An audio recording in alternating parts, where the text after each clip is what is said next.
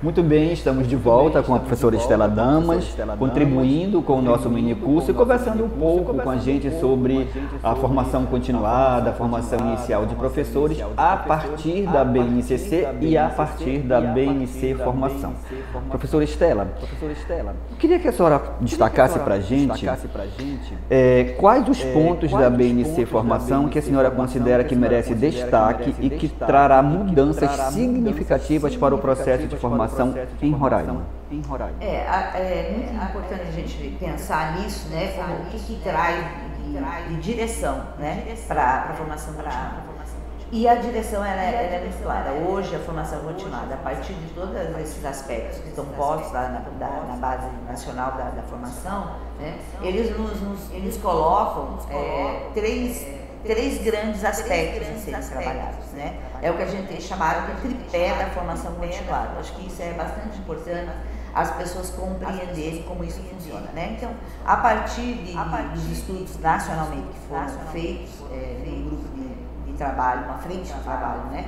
Bem atual aí em 2019, o direcionamento ficou muito claro que são três aspectos que necessariamente existem, eles estão interligados, porém eles devem ser pensados separadamente, né? Que é o conhecimento profissional, a prática profissional e o engajamento profissional.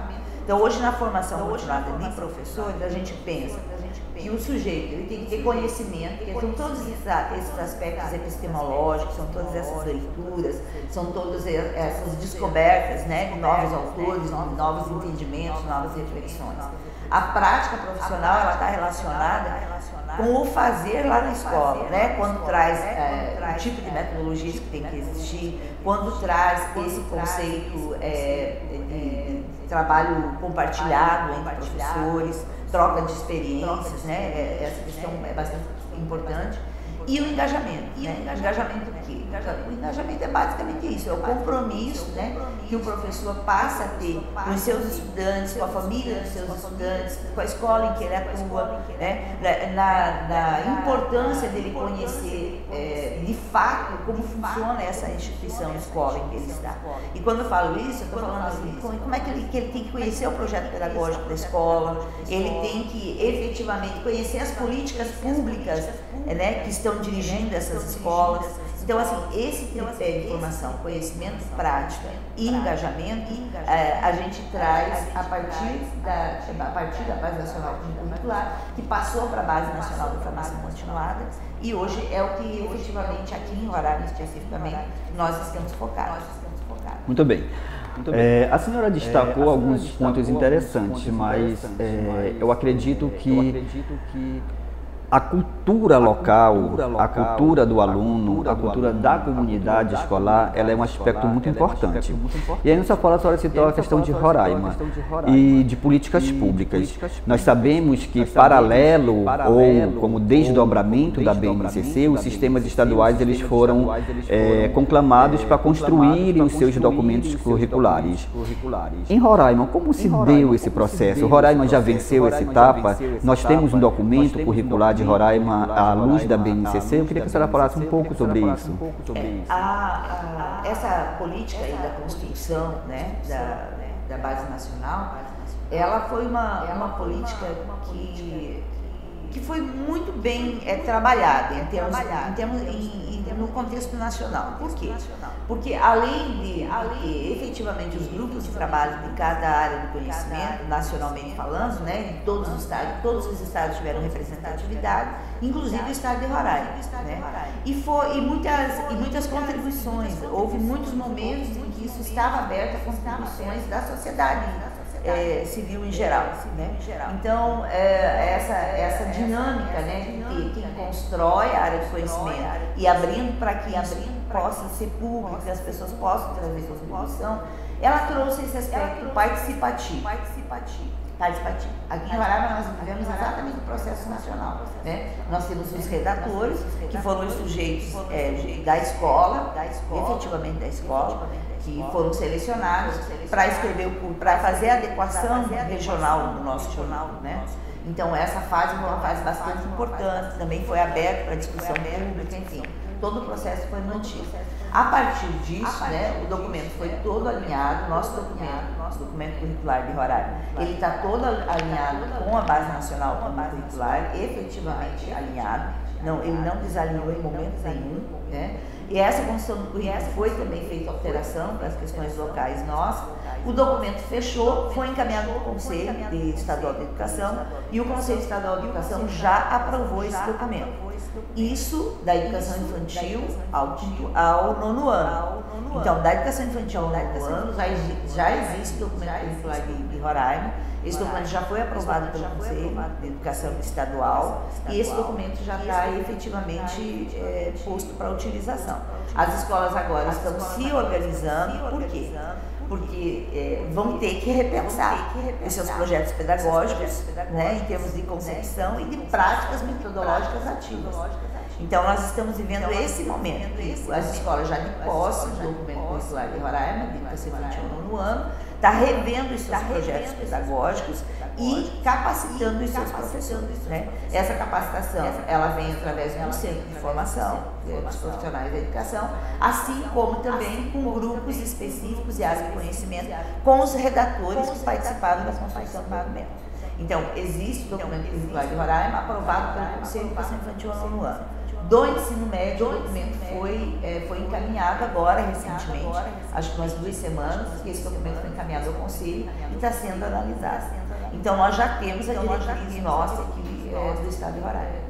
Muito bem, então nós estamos bem adiantados, né? Estamos dentro dos prazos estabelecidos, né, pelo Ministério da Educação.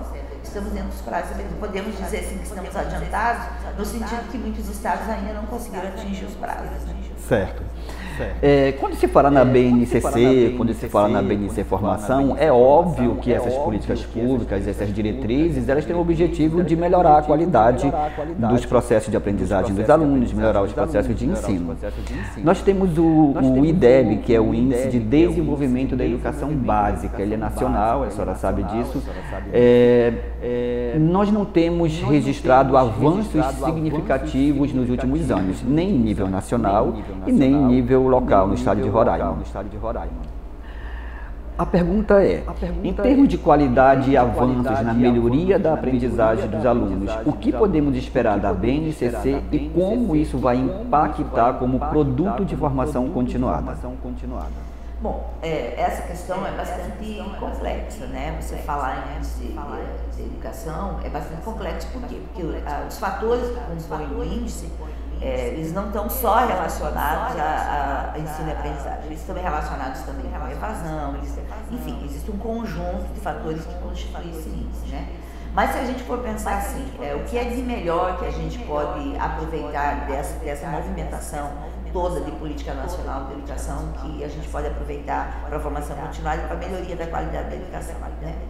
Eu acho que um dos aspectos que deve influenciar positivamente vai ser esse entendimento da educação integral, né? Da escola, ela ter esse compromisso de desenvolver aquele sujeito integralmente em todos os seus aspectos. Eu penso que isso, se realmente for muito bem trabalhado na formação continuada dos professores, isso pode ser uma sinalização positiva. Um outro aspecto bastante importante é que pela primeira vez nós estamos falando de aprendizagem, né? Então, isso é uma fala que eu trago há muito tempo, que nós, nos nossos cursos de formação de professores, a gente fala muito de ensino e a gente não fala quase nada de aprendizagem. A gente pressupõe que ensino e aprendizagem é a mesma coisa, não é? São dois processos muito diferentes, complementares, mas diferentes, né? Então, pela primeira vez, a gente vai estar falando efetivamente de aprendizagem. A gente está falando, através desses documentos todos, a gente está dizendo assim, olha, o sujeito é capaz de aprender, o sujeito aprende melhor através de metodologias ativas, que fazem com que ele seja também o protagonista do processo, né? E o sujeito aprende aquilo que lhe interessa, que é a questão da discussão do currículo. Como então que a gente vai fazer com que esse currículo interesse ao aluno? E pensando numa área que eu estudo há bastante tempo e gosto, a gente remete à neuroaprendizagem, né? A neuroaprendizagem é exatamente isso, né? é você fazer com que aquilo que você está falando tenha significado para o sujeito, né? Se houver significado, ele consegue fazer correlações com outras coisas que ele já sabe e ele vai conseguir ampliar o seu conhecimento, as suas aprendizagens. Então, definitivamente, esses documentos, tanto a formação do professor como de base nacional, pela primeira vez eles estão discutindo a aprendizagem. O que a gente vai fazer para que o aluno aprenda melhor, né? Então, eu penso que isso é um avanço. E quando você pensa em aprendizagem, está pensando no aluno, efetivamente. Então, eu penso, né? O aluno é o foco do processo. Eu acho que isso pode trazer para a gente resultados mais interessantes, né? Agora, volto a dizer, isso vai depender da articulação entre a formação inicial, a formação continuada de professores e como isso vai ser dinamizado dentro da realidade do professor atua, que é lá a escola, né? Se esses três elementos, formação inicial, continuada e o sentimento de pertencimento e a articulação e discussão e reflexão profissional na escola, eu penso que a gente tende a avançar. E a articulação. Bom, eu tenho certeza que você que está nos assistindo na sua casa ficou encantado com essa nossa conversa, não é? Sobre a formação docente à luz da BNC Formação e os desafios dos cursos de licenciatura. A nossa entrevistada, a professora Estela Damas, agradecemos muito a sua contribuição, a sua participação. E a senhora tem aí 2 minutinhos para fazer as suas considerações finais. Eu só quero deixar meu abraço aos professores, e a senhora tem aí 2 minutinhos para fazer as suas considerações finais. Que os professores, assim como os estudantes, eles são protagonistas. Eu penso que a gente, agora trazendo uma realidade nossa de hoje, né? Eu penso que esse processo todo pandêmico que a gente está vivendo, ele teve alguma importância em alguns avanços, né? Como na própria questão das tecnologias, e mais do que isso, né? Eu penso que ele aguçou a sensibilidade das pessoas acerca do processo educativo, sejam eles pais ou sejam eles professores, né? E isso é desafio constante do professor. Então, eu quero deixar assim, o meu carinho aos professores, o meu respeito, e dizer aos professores que é isso mesmo, que o processo de ser um educador num país como o nosso, né? Um país imenso e ainda em desenvolvimento, é um desafio. Não existem só aspectos de formação, existem aspectos de condições de trabalho, existem aspectos, né, de direcionamento de políticas públicas locais, enfim, a gente sabe que é um conjunto de coisas.